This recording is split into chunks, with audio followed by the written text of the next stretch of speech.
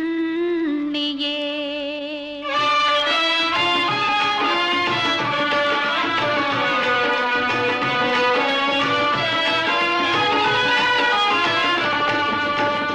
கொண்டை முடி அலங்கரித்து கொஞ்சம் கிளி கையில் வைத்து கொண்டை முடி அலங்கரித்து கொஞ்சம் கிளி கையில் வைத்து அஞ்சுக மொழி உமையாள் வீற்றிருந்தாள் அந்த அழகிய மாநகர் மதுரையிலே